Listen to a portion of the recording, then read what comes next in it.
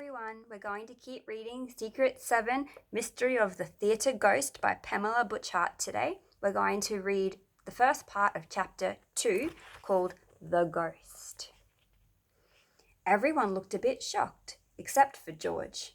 He didn't look like anything because he'd run right out of the shed door the second he'd heard about the ghost. "I'll go," said Peter. He was the best at calming George down when he got scared of things like ghosts or cats or Barbara's gran. "What ghost?" said Colin.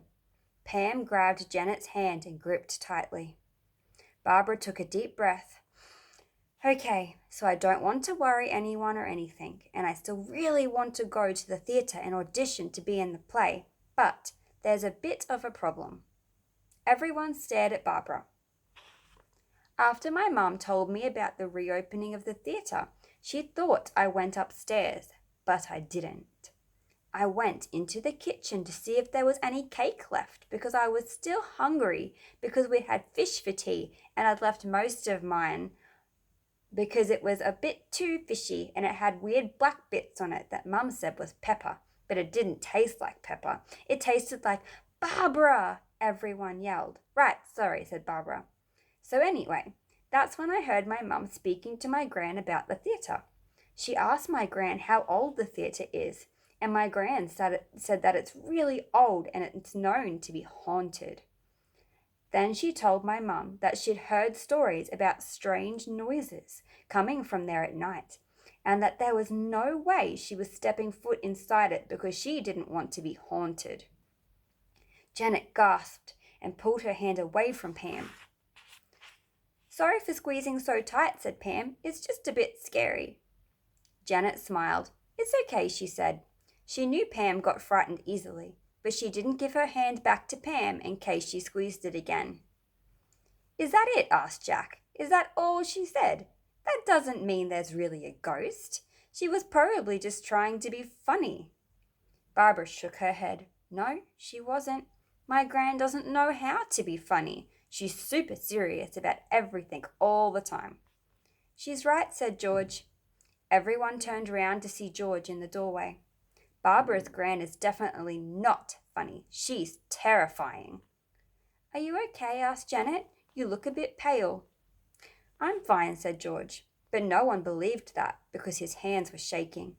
"Where's Peter?" asked Janet. "He's gone to get me a cup of tea from the house," said George, "but I don't even need it. I'm fine."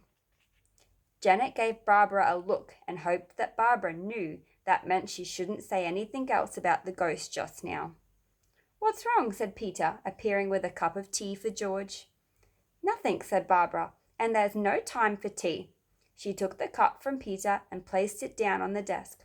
"Auditions start at 12. Let's go." When the Secret 7 arrived at the old theatre, they saw other people heading inside for the auditions. Barbara wanted to be first to try out. She threw her bike to the ground and ran in. "Wait for me!" yelled Pam, running after her. The rest of the 7 propped their bikes up against the wall of the theatre and looked at George. "No," he said, "I'm not staying with the bikes. I want to audition too." Everyone was shocked. George usually always wanted to stay with the bikes, especially when they were going somewhere scary. "I told you before, I'm fine. I'm not even that frightened of ghosts anymore. That's not why I ran out of the shed. I just needed the toilet, that's all." Peter nodded his head, even though he knew George hadn't gone to the toilet. He found George sitting under the big tree taking deep breaths. "Well, hello there," said a familiar voice.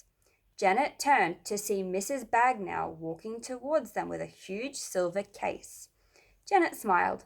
She really liked Mrs. Bagnell, who lived in the village and was a friend of the Secret 7. She used to work in Hollywood making masks and props for horror movies, and had even helped them to disguise Pam and Barbara as old women during their last Secret 7 investigation. Okay, we'll finish chapter 2 next time.